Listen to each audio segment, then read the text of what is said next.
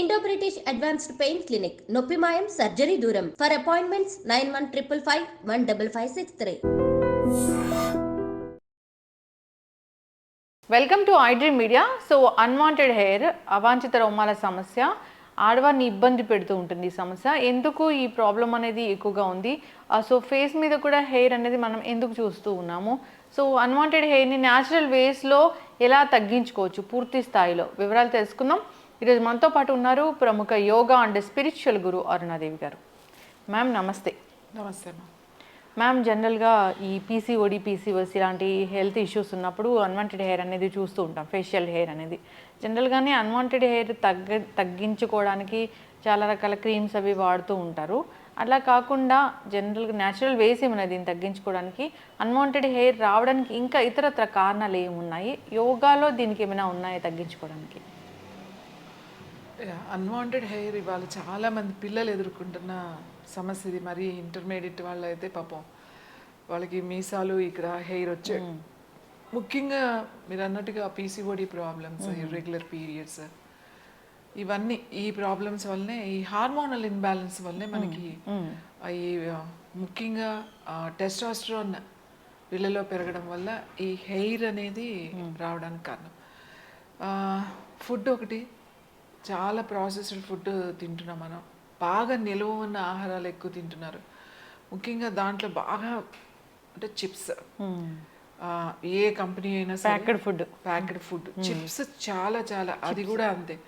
దానికి ఎంతగా అలవాటు పడిపోయారంటే ఈ చిప్స్. ఇదివరకు అంటే మా టైంలో అప్పడాలు, వడియాలు, అవి చిప్స్, మిరపకాయలు, ఏంటి చల్ల మిరపకాయలు, గుమ్మడి వడియాలు, ముక్కల వడియాలు, ఇట్లాంటివి చక్కగా వేయించి, లేకపోతే గుగ్గిళ్ళు అలాంటివి వేయించి ఉప్పు కారం వేసి అట్లా ఇచ్చేవాళ్ళు.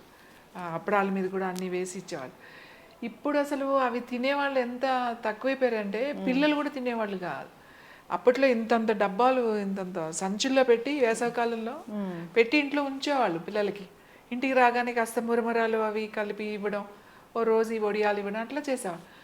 అదే చాలా బాగుండేది. ఇప్పుడు అసలు ఎవరు వడియాలు వేయించి అప్పడాలు వేయించిస్తే తినేవాళ్ళు ఇప్పుడు పిల్లలు లేరు.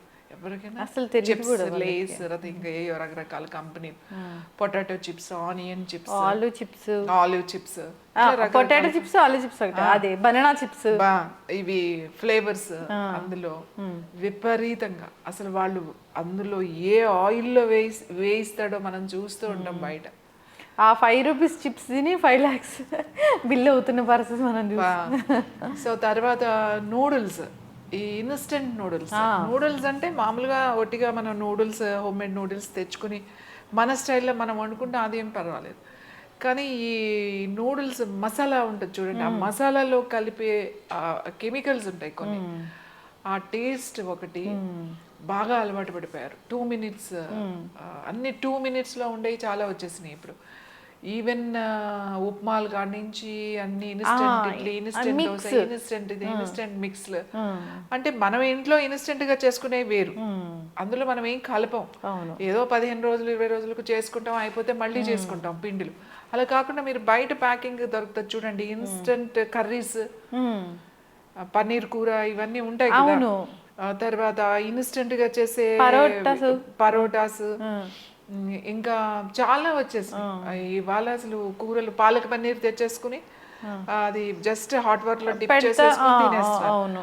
అందులో కలర్స్, తర్వాత బయట ప్రిజర్వేటివ్స్ లేకుండా అవి ఎలా ఉంటాయి. ఇంకా మనం ఇప్పుడు ఫంక్షన్స్ కి వెళ్తున్నాం చూడండి, ఆ ఫుడ్ కి నిజంగా నమస్కారం పెట్టచ్చు. ఆ ఫంక్షన్స్ లో వాళ్ళు పెట్టే ఫుడ్, పన్నీర్, పాలకూర పన్నీరు ఎలా ఉంటది, పాలకూర గ్రీన్ గానే ఉంటది కదా, దాంట్లో గ్రీన్ కలర్ కలుపుతాడు. అది చూస్తే, ఆ కలర్ చూస్తే మనకి లోపలికి వెళ్ళదు. క్యారెట్ పన్నీర్ ఇది వండుతాడు కదా, పన్నీర్ బటర్ మసాలా అంటే దాంట్లో కలర్ కలుపుతాడు, ఆరెంజ్ కలర్. కద్దు మీఠా అని అంటాడు, దాంట్లో కలర్ కలుపుతాడు, గ్రీన్ కలర్. అసలు ఫుడ్ కలర్స్ ఎంత విపరీతంగా వాడుతున్నారంటే పర్టికులర్గా ఫంక్షన్స్. అసలు ఈ ఫంక్షన్స్ చేసేవాళ్ళు ముందు చెప్పాలి, కలర్స్ వేయడానికి వీలు లేదు. ఇప్పుడు టేస్ట్ అదే కదండి, చూడడానికే కదా ఆ కలర్. అదేమి టేస్ట్ రాదు కలర్ కలిపినందువలన. చూడడానికి అది ఎర్రగా ఉంటుంది, ఇది పచ్చగా ఉంటుంది, అందుకే కలుపుతారు కదా. సో ఈ ఫుడ్ కలర్స్ అనేవి వేయకూడదండి. ఫుడ్ కలర్స్ చాలా చాలా చాలా ప్రమాదం. ఇవి ఎదిగే పిల్లల మీద దాని ప్రభావం చూపిస్తుంది. Main cakes, different colours cakes, pastries. ఆ పేస్ట్రీస్ లో చూడండి, మ్యాంగో అంటే yellow colour, pineapple colour, green colours, kiwi అంటే అది అసలు కలర్ కాదు. సో ఈ కలర్స్ ఏవైతే ఉన్నాయో ఈ క్రీమ్స్ లో, ఇవన్నీ పిల్లల హార్మోన్స్ మీద ప్రభావం చూపిస్తున్నాయి. మనకు తెలియకుండా ఎంత తింటున్నామో, ఎంత పెడుతున్నామో పిల్లలకి. ముఖ్యంగా నట్స్ ఉంటాయి కదా, నట్స్ ఉన్న చాక్లెట్స్, చాలా కంపెనీస్ లో నట్స్ ఉన్న చాక్లెట్స్, అవి కూడా అస్సలు మంచివి కదా. నట్స్ ఉన్న చాక్లెట్స్, ఆ డ్రై ఫ్రూట్సే కదా, కొంచెం చాక్లెటే కదా అని తింటాం. చాక్లెట్ మంచిదే, ఏది చాక్లెట్ మంచిది, డార్క్ చాక్లెట్ మంచిది. కానీ ఎవరు తింటారు డార్క్ చాక్లెట్? అది కొంచెం క్వాంటిటీ, అది కూడా చాక్లెట్ ఎక్కువ తినే వాళ్ళు కూడా తినలేం. అది ఎందుకంటే కొంచెం ఆ బిట్టర్ చేదు టేస్ట్ ఉంటుంది కదా. మిగతా అన్ని ఇందులో ఏమో డాల్డా ఉంటుంది.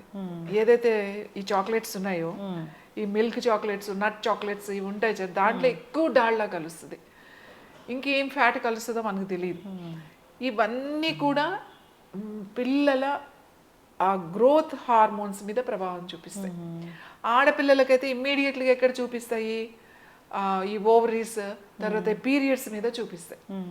ఈ ఇర్రెగ్యులర్ పీరియడ్స్ రావడం, తర్వాత పీరియడ్స్ ఒక 3-4 months రాలేదని అనుకోండి, ఎక్స్ట్రా గ్రోత్, హెయిర్ ఎక్కువ పెరగడం. అసలు ఇంత హెయిర్ ఎందుకుంది పిల్లలకి? ఇంత పార్లర్స్లో ఇంతమంది వ్యాక్సిన్ చేయించుకుంటున్నారేంటి అంటే, ఇప్పుడు 70s, 80s, 90s వచ్చేసరికి పార్లర్స్ బాగా వచ్చినాయి అనుకోండి. అప్పుడు కూడా హెయిర్ లేదా? ఉంది కదా. కానీ ఎలా ఉండేది అంటే, చిన్నప్పటి నుంచి పిల్లలకి బాగా నలుగు పెట్టేవాళ్ళు. జుట్టు ఉన్న వాళ్ళకు కూడా అట్లా వారానికి 2 సార్లు 3 సార్లు పెట్టడం వల్ల, ఒకవేళ ఎవరికైనా కొంచెం పిల్లలకి హెయిర్ ఉంటే వాళ్ళకి సోప్ ఇచ్చేవాళ్ళు కాదు అసలు. శనగపిండి, లేకపోతే ఇంట్లో బియ్య పిండి, శనగపిండి ఇంట్లోనే పట్టించి నలుగుపిండి అని చేసేవాళ్ళు కదా. మనకి పిల్లలు పుట్టగానే సారి పెట్టేటప్పుడు నలుగుపిండి పెడతారు కదా. నలుగుపిండి ఎందుకు పెడతారు? పిల్లల సార్లో ఖచ్చితంగా నలుగుపిండి వాడతారని. ఆ నలుగుపిండి పెట్టాలి పిల్లలకి. అదే పిండి, ఎక్కువ పిండితో స్నానం చేస్తే ఈ గ్రోత్ ఆగిపోయేది. చక్కగా మసాజ్ చేసుకుని మీగడతోనూ, పాల మీగడ, లేకపోతే పెరుగు మీద మీగడ, లేకపోతే పాలు పిండిలో కలపడం, లేకపోతే వెన్నపూస కలపడం, ఇట్లా పెట్టి చేయించు. పిల్లలు కూడా ఇంకా సండే రోజు, సాటర్డే రోజున కూర్చోబెట్టి పిల్లలకి మంచిగా, ఆడపిల్లలని అయితే వదిలే పనే లేదు.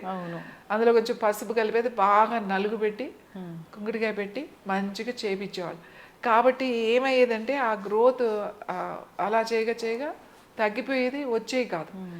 ఇప్పుడు ఎవరికి అంత టైం లేదు, అంత ఓపిక లేదు. చాలా అసలు పెట్టే అంత టైం కూడా ఉన్నా కూడా తీసుకునే లేదు. అందరికీ ఇన్స్టెంట్ కావాలి. ఈ ఫస్ట్ ఫుడ్లోనే ఇంపార్టెంట్. ఫ్రెష్ ఫుడ్ తినడం, బాడీకి ఫిజికల్ యాక్టివిటీ ఉండాలి. అస్సలు ఫిజికల్ యాక్టివిటీ లేకపోవడం కూడా ఒక కారణం. ఏదో ఫిజికల్ యాక్టివిటీ అంటే ఊరికి అటు ఇటు తిరగడం కాదు, ఖచ్చితంగా ఎక్సర్సైజ్ ఉండాలి. తర్వాత ఇలా గ్రోత్ ఇలా ఉన్న వాళ్ళకి, వస్తున్న వాళ్ళకి కాస్త డైట్, ఎక్సర్సైజ్ కనుక చేస్తే ఇందులో చేంజెస్ ఖచ్చితంగా వస్తాయి.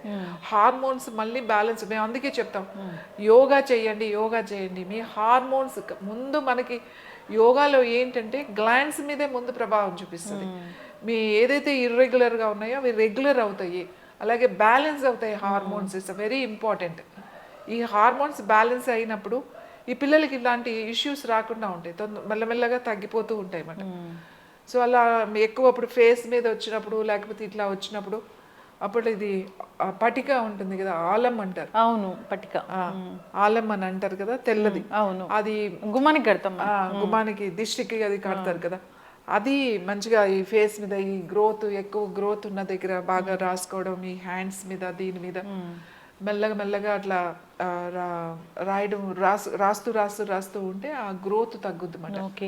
ముఖ్యంగా వాళ్ళు నలుగు పెట్టుకోవడం అలవాటు చేసుకోవాలి. న్యాచురల్గా వాళ్ళు కనుక నలుగు పెట్టుకోవడం అలవాటు చేసుకున్నట్టయితే, వారానికి కనీసం 2 రోజులు నలుగు పెట్టుకున్నట్టే, వాళ్ళకి ఏ పిండి పడితే ఆ పిండే, శనగపిండ, లేకపోతే పెసరపిండ, లేకపోతే వరి పిండ, ఏ పిండి అయినా మంచి పిండే, ఆ పిండి పెట్టుకుని సీజనల్గా ఫ్రూట్స్ దొరుకుతాయి మనకి. ఇప్పుడు పుచ్చకాయ ఉంటుంది, అరటిపండు ఉంటుంది, సపోటా ఉంటుంది, లేదా మ్యాంగో సీజన్లో మ్యాంగోస్ ఉంటాయి, కొంచెం పల్పు ఉంటుంది. ఎంత లేదన్నా ఒక అరటిపండు కొంచెం బాగా పండిపోయినవి ఉంటాయి, కట్ చేసి పెడితే ఒక ముక్క మిగిలే ఉంటుంది, పప్పాయి పండు కానీ ఏదైనా.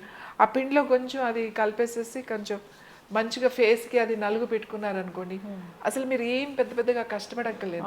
ఆ గ్లో ఉంటుంది, సర్క్యులేషన్ బాగా అవుతుంది, తర్వాత మీకు అన్వాంటెడ్ హెయిర్ కూడా రాకుండా ఉంటుంది. ఇప్పుడు హెయిర్ ఉంటే అందరూ లేజర్కి వెళ్తున్నారు, ఎందుకంటే అంత హెయిర్ ఉన్నప్పుడు మనం ఖచ్చితంగా లేజర్కి వెళ్ళాల్సిందే, లేకపోతే అది అనీవెన్గా పెరిగి కొంతమందికి అది చాలా ఫెయిల్ అవుతుంది. నేను ఏమంటానంటే ఇలాంటి ఇష్యూస్ ఉన్నాయి కాబట్టి మనం ముందు నుంచి పిల్లలకి ఖచ్చితంగా వాళ్ళకి నలుగు పెట్టి స్నానం చేయించడం, ప్రతిరోజు వాళ్ళకి యోగా అనేది వాళ్ళకి అలవాటు చేయడం, ఈ ఫుడ్ దగ్గర ఈ పీరియడ్స్ రేపు ఫ్యూచర్లో నీకు ఇలాంటి పీరియడ్స్ ప్రాబ్లమ్స్ వస్తాయి, ఇలాంటి ప్రాబ్లమ్స్ వస్తాయని వాళ్ళకి చెప్పి అట్లాంటి ఇవ్వకుండా వాళ్ళకి పిల్లలకి ఇవ్వకూడదు అసలు. ఇలాంటి మనం ఇంట్లోకి తెచ్చి వాళ్ళని ఎంటర్టైన్ చేయకూడదు. ఈ చిప్స్, ఈ మ్యాగీస్, ఈ క్యాన్డ్ ఫుడ్, ఇవి ఏవైతే ప్యాకింగ్ ఫుడ్ ఉందో ఇలాంటివి కనుక మనం కంట్రోల్ చేయగలిగితే మళ్ళీ మనం యోగాతో మనం ఖచ్చితంగా హార్మోన్స్ని బ్యాలెన్స్ చేసుకోవచ్చు, ఇర్రెగ్యులర్ పీరియడ్స్ని పీరియడ్ చేయొచ్చు, ఈ అన్వాంటెడ్ హెయిర్ కూడా మనం మెల్లమెల్లగా గ్రోత్ తగ్గించేయచ్చు. ఎస్, ఖచ్చితంగా మ్యామ్, చాలా చక్కగా చెప్పారు. ఎందుకు వస్తుందంటే రూట్ కాజ్ అది హార్మోన్ ఇంబ్యాలెన్స్ వల్ల వస్తుందని, దాన్ని కరెక్ట్ చేయొచ్చు యోగా ద్వారా అండ్ హెల్దీ డైట్ ద్వారా. ఇక అంతేకాకుండా ఇష్యూ వచ్చింది అన్నప్పుడు మీరు హోమ్ రెమెడీస్ చాలా చక్కగా చెప్పారు. ఇక అంతేకాదు నలుగు పిండి స్నానం అనేది మన ఎప్పటి నుంచో వస్తున్న ప్రాచీన ఆచారం కూడా, దాన్ని మర్చిపోయాము. జనరల్గా ఏవైతే ప్రాచీన పద్ధతులు మర్చిపోయాము, ఆచారాలు సంప్రదాయాలు, హెల్త్ ఇష్యూస్ అనేవి వస్తూ ఉన్నాయి. అందరూ కూడా ఒకసారి మళ్ళీ రిమైండ్ చేసుకొని పాటించాలని కోరుకున్నాం. ధన్యవాదాలు మ్యామ్.